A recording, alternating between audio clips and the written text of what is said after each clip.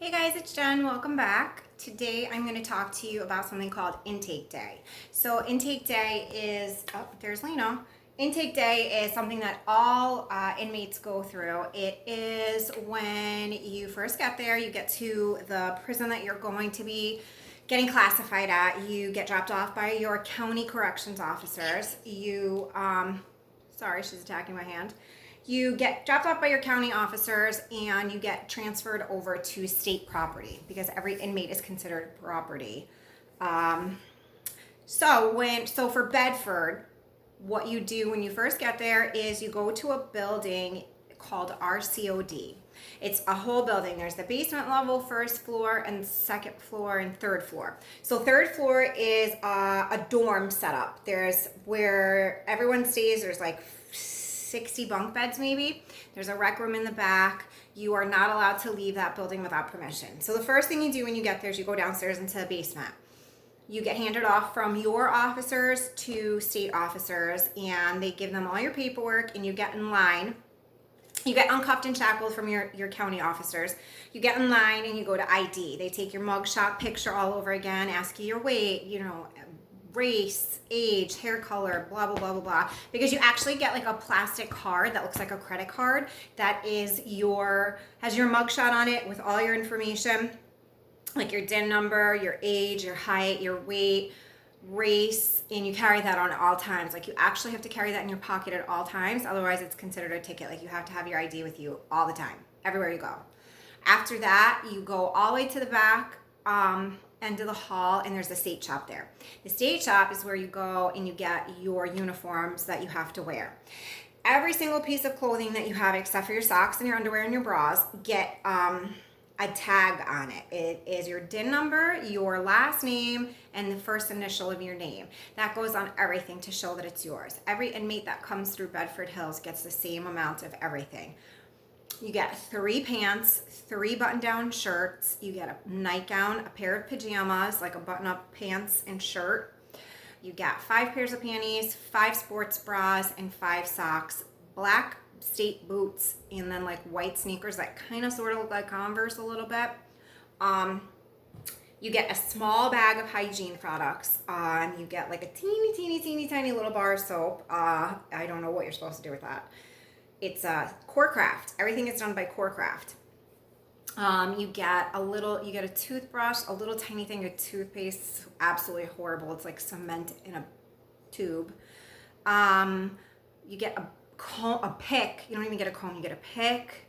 I'm trying to remember exactly what else. They give you no deodorant. Like I just don't even understand. You have hundreds of women who come through here a month and you don't give anybody deodorant. It's horrible. They give you baby powder and a thing of lotion, which is like water. It's horrible.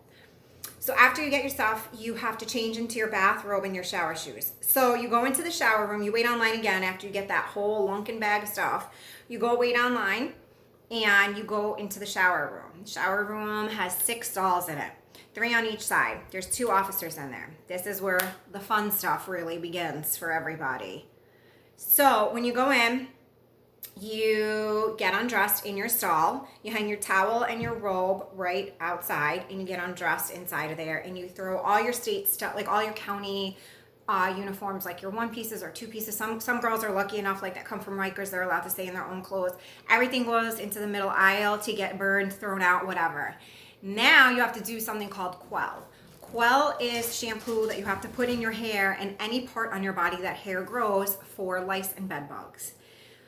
Quell sucks. Quell takes the moisture right out of your head and your skin. It's horrible. Now, if you know someone who's been up top before, or you know that there's tricks and things to do. So I know for me personally, I know what it's like. Sadly, I've been there more than once, so I know what to expect. I put an entire bottle of conditioner into my long hair because when I went to state this last time, my hair was probably almost down to my butt. So I put conditioner all throughout my hair, let it dry. So this way when I went the next day, I knew they were gonna quell me. They actually put the quell in on top of conditioner. So my hair didn't get too straw-like. You have to stand naked inside with this quell on you. I think it's like 15 minutes. They start a timer. It's really This is probably one of the worst parts because you don't know any of these people that you're there with, and you're just standing there naked, ice cold, because you have this stuff dripping out of your head everywhere. You're trying not to get it in your eyes because it burns like a bitch if you do. And there's just random people you've never seen before in your life standing naked 5 feet away from you. If you are a female and it's that time of the month, too bad, you're just gonna let it happen. It's one of the most dehumanizing things you can possibly do during that period, especially if you're a first timer and you've never been to prison before and you don't know what to expect. It's a horrible experience. After you wash your quill out, this is when the officers come through and everybody needs to bend and cough. So you bend at the waist, spread your ass cheeks, and someone's behind you with a flashlight looking up your junk like they're looking for a buried treasure. Then you have to cough, got to turn around, lift your breasts, lift your arms, open your mouth, wiggle your tongue, move your hair, show your ears. They even look inside your ears. Like, I don't know who's hiding anything in their ear, but whatever. After all that happens, you get out, you put your bathrobe and stuff on, you go and you get dressed, and then you get to go upstairs to the next floor. And the next floor is where guidance counselors are. There's classrooms for testing, things like that. So once you get to that point, you go upstairs, you get a bag lunch, like literally a brown paper bag lunch. Inside the lunch is like 2 sandwiches, a apple, maybe a brownie or a piece of cake or something. You think like, oh, this isn't so bad. And then you open up the sandwich and it's a piece of bologna with like black moldy marks inside of it. And it's just disgusting. It's all soy products. Like, inmates are given soy because it's filling and because it's cheap. And soy meat is absolutely disgusting. So I've learned over the years, you don't eat the lunch meat at all, ever, no matter how hungry you are. They usually put like a piece of cheese in there, so you make cheese sandwiches. They only give you mustard, so it's mustard, cheese, and white bread. That's the only way I go. Occasionally you get lucky, like I said, and there is some cake in there, and it's usually freezer burnt because it's old, and that's what they give you. But it's chocolate, it's cake, it's candy, something sweet. You take it. After that, you sit there for what feels like hours, like old school style, like school chairs where like the desk is attached, like it goes around and it's attached to the seat. It's terrible. You literally just sit there for hours. And you wait to get called back downstairs to get your ID because they like laser print them out. So it's like a little credit card looking thing. So finally, when you get called downstairs to get your ID, after that you get a dorm, like a bed assignment. So you're able to go upstairs, the next floor where the beds and stuff are, like in the dorm. So when you get upstairs to RCOD, you get your bed number, and that's where you go, and that's where you have to stay. You have to make your bed. You get two, it's crazy. You get 2 fitted sheets. There's 2 flat sheets rather. There's no such thing as a fitted sheet unless you get personal sheets sent in, but that's another video. So you have to figure out, and if no one's nice to you and no one tells you how to do it, you have to figure out how to make your own bed. And RCOD is kind of like orientation. They try and get you acclimated to prison, basically. It's like preschool of the prison. It's very sheltered. It's very, you're on the other end of the compound, not where any GP is. You are very protected.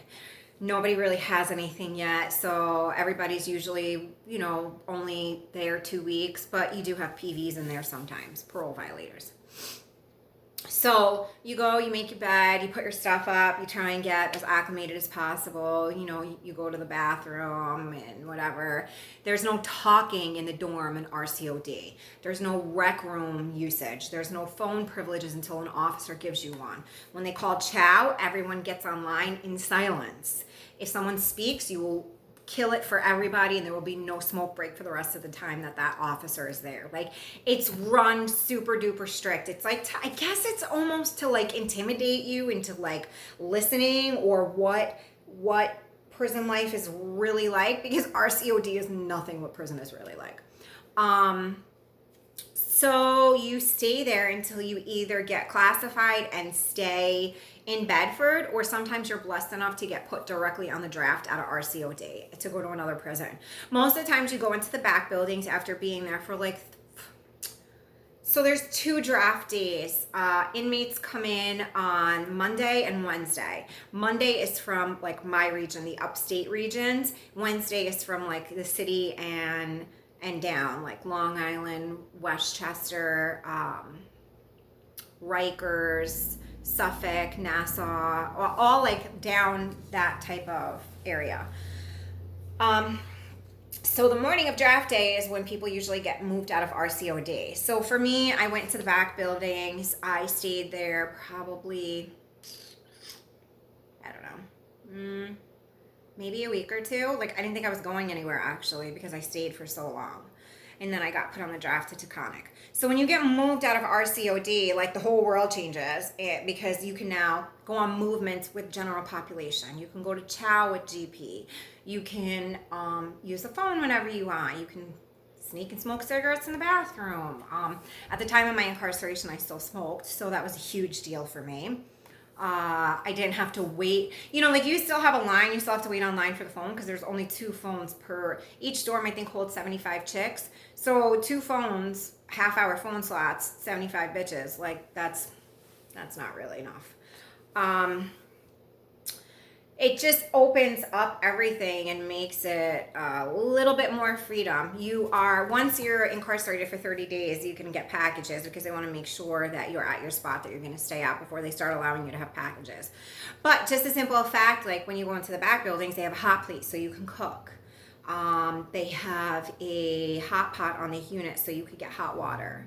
It just makes it, it's just a little bit, just a little bit more comfortable than being in RCOD. RCOD, you usually, so when you come in, your money usually doesn't come with you. Your money, even if your money comes with you from your county jail, like your commissary money, 9 times out of 10, by the time because your county sends a check with you, by the time your check clears, you usually end up missing your first shop day. So the first 2 weeks to a month, you're broke anyway. You can't get to commissary to buy any food, hygiene products, anything. Hopefully you run into someone you know so you can get like a bar of soap, because the little teeny tiny bar of soap, the bar of soap they give you is probably like 2 inches long by maybe an inch wide. Like, it's like for a child's hands.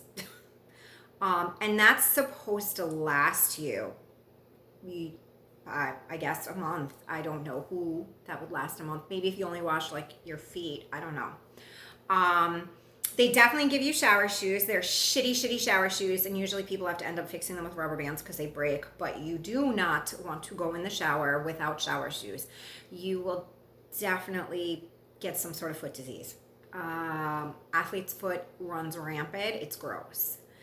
So, by the time you get out of RCOD, you're pretty emotionally overwhelmed. It's a disaster. But we are lucky enough in New York State that we are given all of those luxuries of getting pads, tampons, soap, some sort of lotion. I mean, I used to use it in my hair as conditioner. But, and we get 3 shirts, 3 pairs of pants. We get 2 t-shirts to wear under our uniforms because we have to. So yeah, I hope you guys found this informative, and thanks for listening. See you next time. Bye.